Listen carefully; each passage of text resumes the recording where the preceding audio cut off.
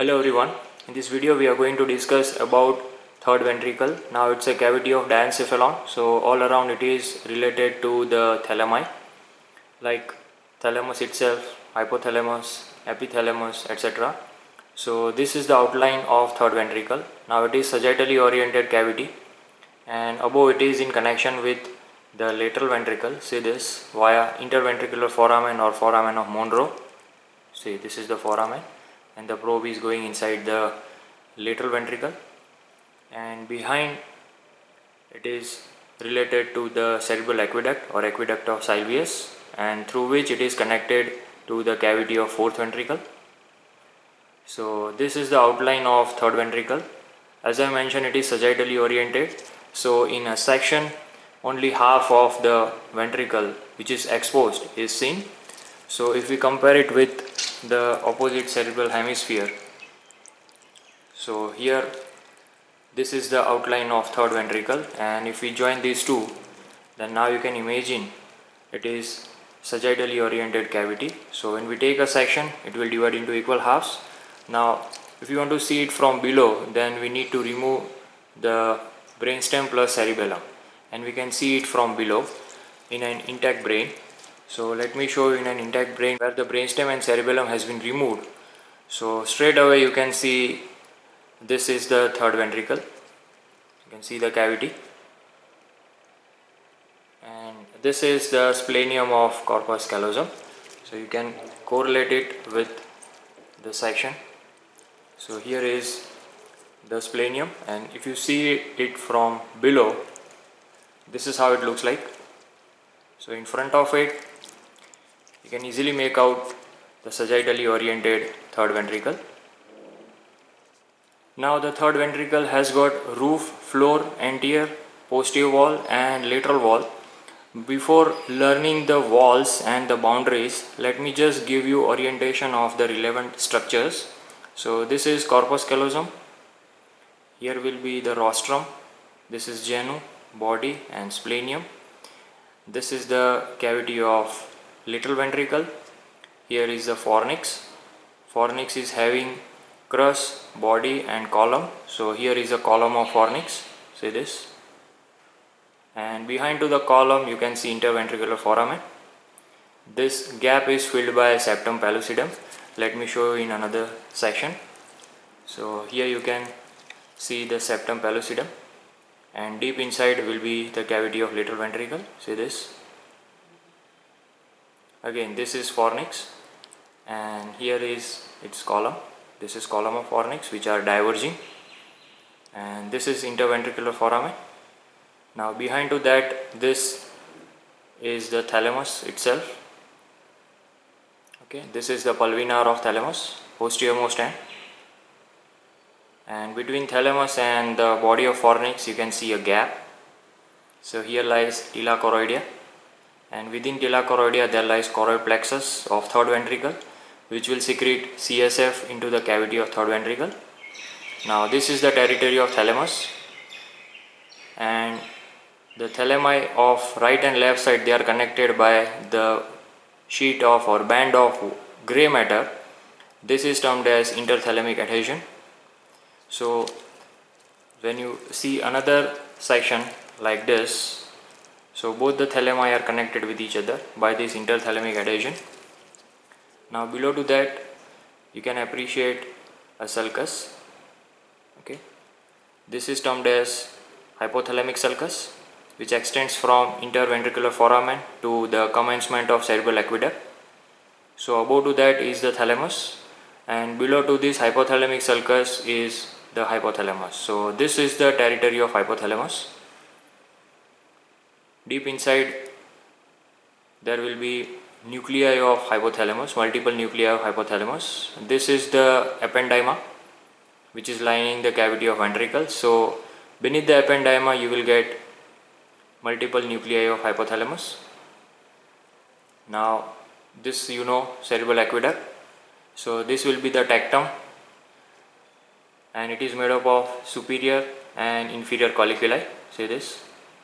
Above to that, this is the territory of epithalamus, which is made up of pineal gland, posterior commissure and habenular commissure. So here will be the stalk of pineal, and the pineal gland is removed, but let me show you in another specimen. So here you can appreciate this is the pineal gland, which is found in a depression formed by upper limb of the cruciform sulcus. So these two are superior colliculi, and it is intimately related to the superior colliculi. So this is pineal gland, which is having two lamina, superior and inferior. Superior lamina is having habenular commissure and inferior lamina is having posterior commissure. Okay, this you can see the aqueduct of Sylvius, and in front of it this is the tegmentum of the midbrain. Let me show you in sagittal section. So here this is aqueduct of Sylvius, and this is the midbrain tegmentum.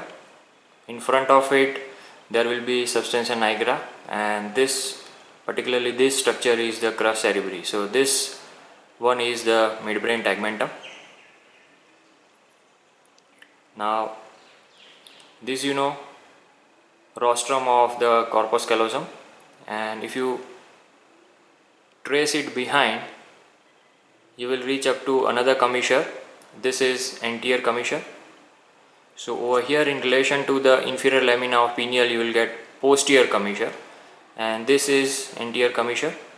Okay, it is related to posterior, it is related to this column of fornix, and still behind you will get interventricular foramen, and this is lamina terminalis. See this.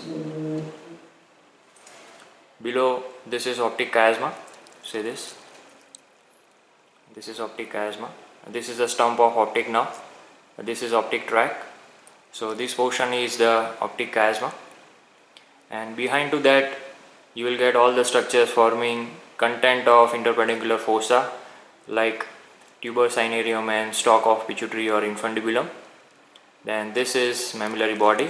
See again from below. Now you can appreciate this is mammillary body. Here will be tuber cinereum and stalk of pituitary. This is optic chiasma.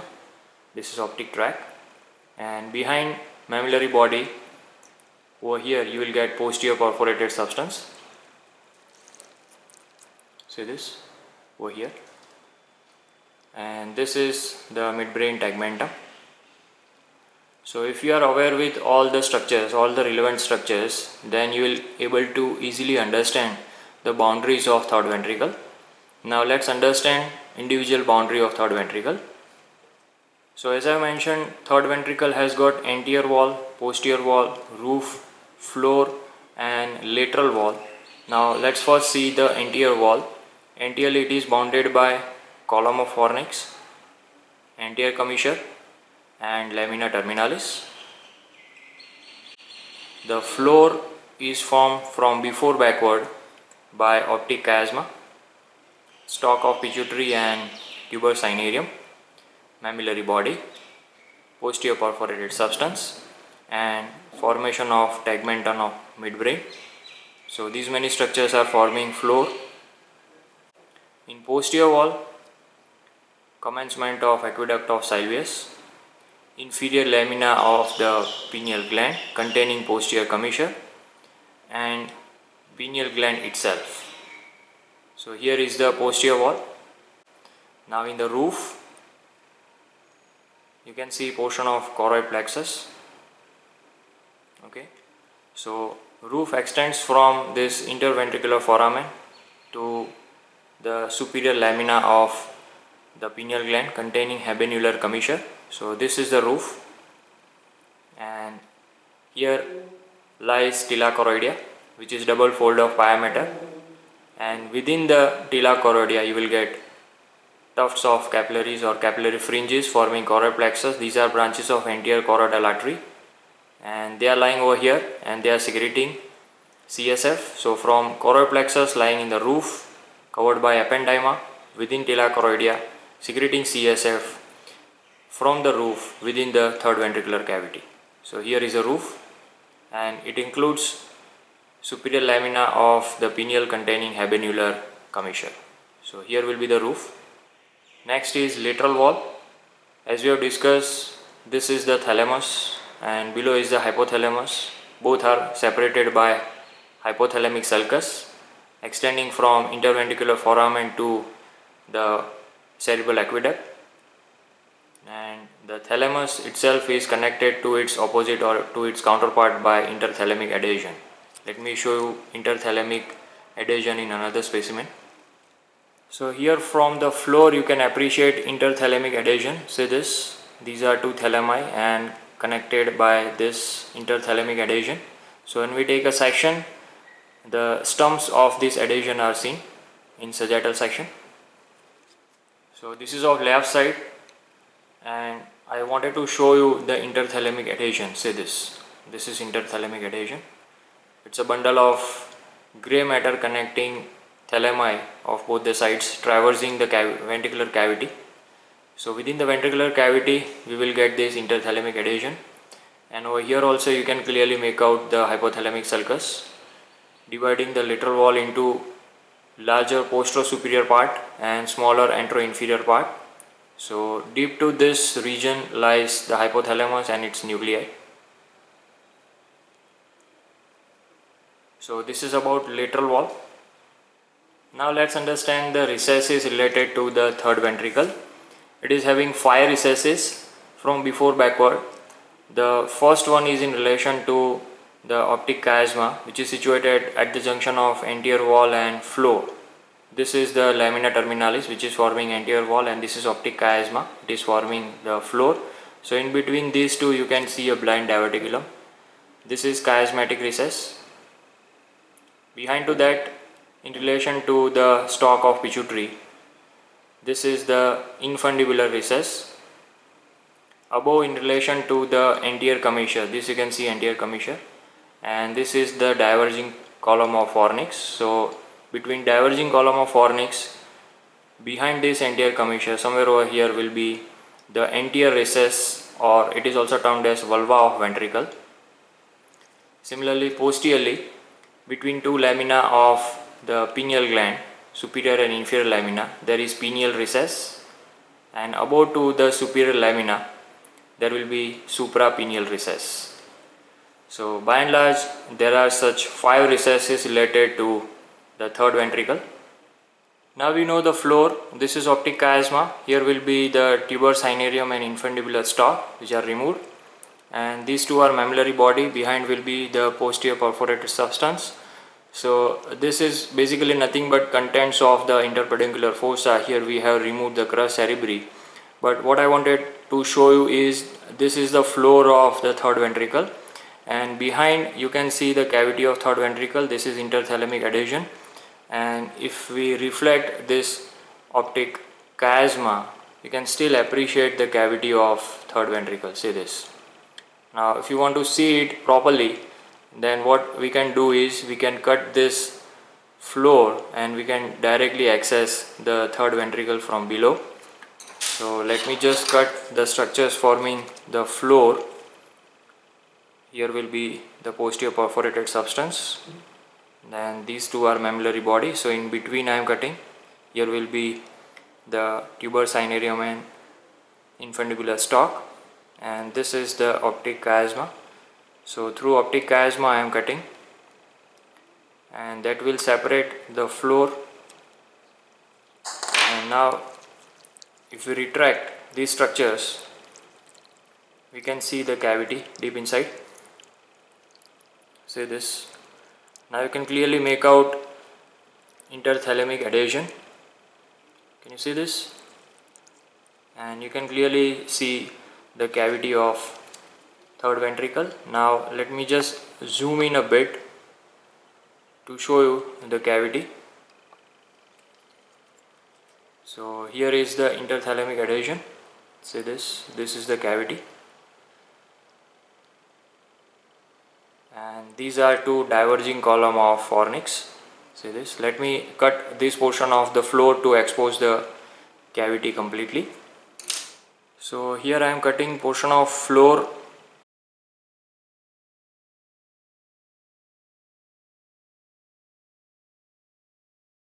Now you can clearly see the cavity. In front you can see diverging column of fornix. See, these two are, okay, and this is anterior commissure. So in between these two, here is the anterior recess. Say this. Let me zoom in a bit.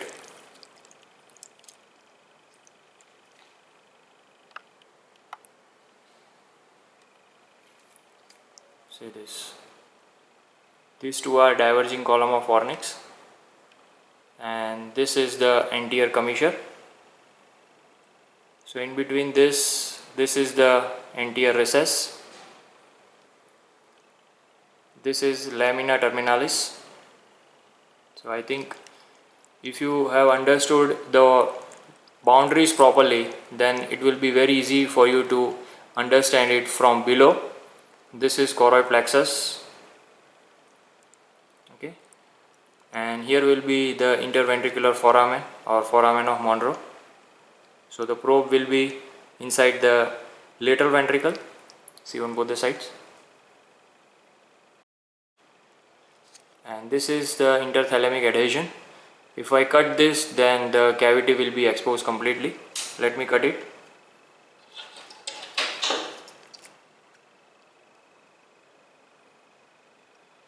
So I am cutting interthalamic adhesion, and now I can reflect the cavity completely. So what you can now observe is the body of fornix. This entirely is the body of fornix, and then they diverge to form column of fornix, and behind here you will get crus of fornix. See this, there is a little bit of fluid, let me just remove it. So here this is the crus of fornix, they unite to form body of fornix, then they diverge to form column of fornix in front of the anterior end of the thalamus to form interventricular foramen. Okay, this is the thalamus, here will be the hypothalamus, below the hypothalamic sulcus. See this. So this is the territory of third ventricle.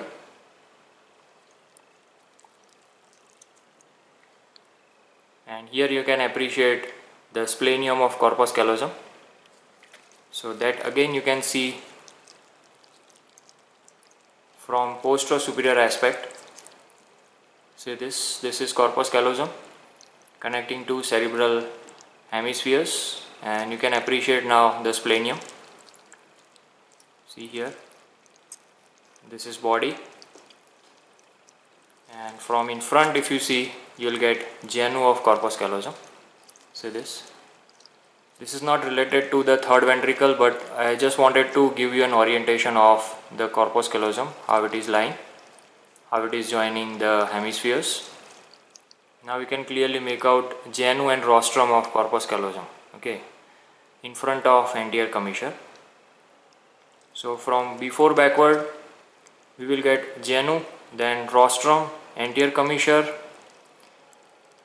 then these are column of fornix, body of fornix, crus of fornix, and splenium of corpus callosum. So this is how in the midline we get these structures from before backwards. Now in another specimen I wanted to show you the choroid plexus. See over here, vascular fringe. So it will be situated in the roof. Here will be the tila choroidea, double layer, and the same choroid plexus will also enter into the lateral ventricle through this choroid fissure. See this, you can see the gap. See the gap. If I remove the vessels, you will be able to see the C-shaped fissure. This is termed as choroid fissure. So here deep inside will be the cavity of lateral ventricle, and the choroid plexus will also enter through this gap, through this choroid fissure. So across the roof there is tila choroidea, and within the tila choroidea there will be choroid plexus that is also cut into equal half. And here you can appreciate anterior commissure, and here will be the posterior commissure. This is mammillary body, interthalamic adhesion and hypothalamic sulcus, very clearly observed. So this is regarding boundaries and recesses of the third ventricle. Hope you understood well. Thanks for watching.